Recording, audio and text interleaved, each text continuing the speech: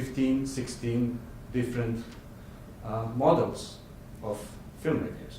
And if you look, you can find yourselves in there. You can find any colleague. You can find any film that you watched, any filmmaker that you know, you can find it in there. So, so we'll go one by one. This one is the calculating careerist. He is the guy who is just who's ready to do anything just to add as many selling points to his film. He's combining symbols, values, audiences. He's just trying to maximize the profit value of this film. This guy here is the allegorical commentator, I call him. He makes a synopsis, which he makes a very simple film, but he mystifies it by adding in a metaphorical component to it. He says he makes a film about insects, and he says this is a film about 21st century Europe, or about migration, or about working rights, or about women's rights, or whatever. And then, when he manages to mystify things like this in a synopsis, and we'll come back to the importance of good synopsis later, if he manages to get that buzz going, people will be totally ready to believe, and their minds will be open to such suggestions, which is very important. So this guy is not stupid. So here, see, he's sailing in a basic ship, but he's pretending it's Noah's Ark, you know. And people, oh, okay, it's very deep, minimalistic Iranian fiction film, very artistic, you know. A film about nothing, maybe. A film about nothing. No, I'm very honest. You know, I say I make a film about nothing. I'm not trying to, you know, mystify it. But you will find me there. Don't worry. The third guy here is I call him the half-breed apparatchik. Apparatchik is a member of the bureaucratical machine in kind of Soviet Eastern European terminology, and we call him half-breed because he would like to be outside of the system, but he doesn't have the guts to leave the system. It's like these people who are working for television, who always say, oh yes, it would be so nice if I could go and make a film that I want to make, but they never do. They stay in their safe corporate environments. This guy here is the hyper-local talent. He's like so local, like he never gets out of the neighborhood. The misunderstood genius is so brilliant that nobody else can understand him. The carte blanche veteran, he's making, 100 years old and still making films about his grandmother, getting automatic funds every time. The agoraphobic outsider is a person who is afraid to go out and network and take the stage, which is very unfortunate, and many people have problems with public appearances and communication, and especially running after people for money and selling themselves. But today it's impossible to do otherwise. So they remain outsiders, kind of, for a long time. This guy here is the old school cynic. Is these people who think, oh, filmmaking stopped in the 70s. Everything that's made afterwards is pointless. You are wasting your time. This is not worth anything. You always have people like this in academic environments in many countries, in TV, high positions on television, and so on. Number 9 is the blue chip do-it-all. The guy who will do anything just for a small cash. He will film anything, he will do anything, he has no moral dilemmas, no problems. He lives like a happy, disconnected life, just working for wages in films. Number 10 is the late coming prosecutor.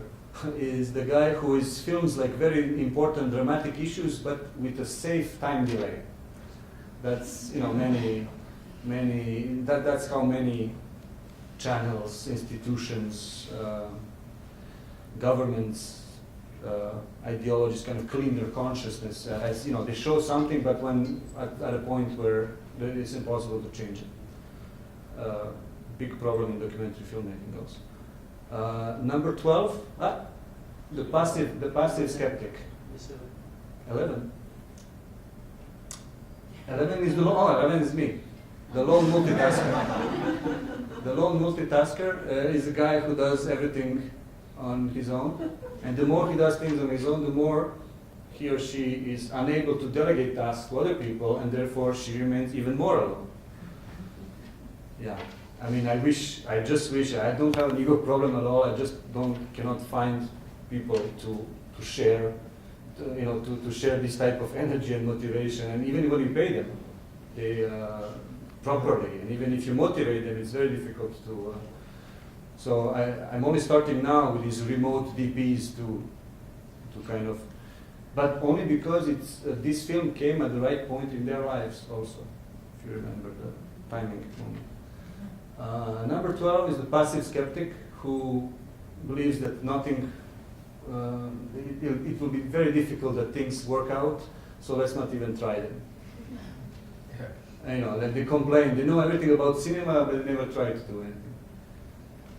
Number 13 is the co-producer's protege.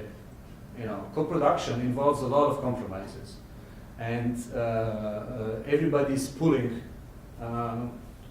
strings towards their side, their vision. So, and then you have the film director who's supposed to have who's supposed to be the director of the film. But the co-producers want to, their interests.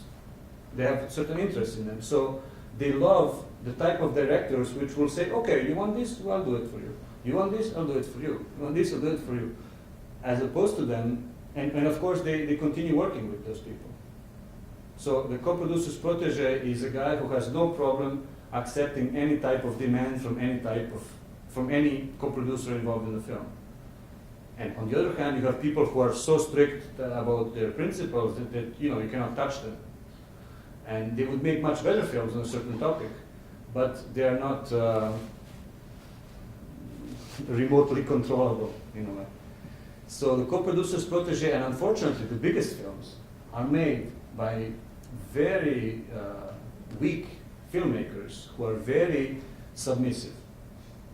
Many films which are co-productions of 16, 15 countries, like global, like super global productions, are made by they will not ask people who have, they will not ask a Kosakovsky or Blaloga to make this type of film, even though they could make a masterpiece. No, Kosakovsky makes the films that he has in his head,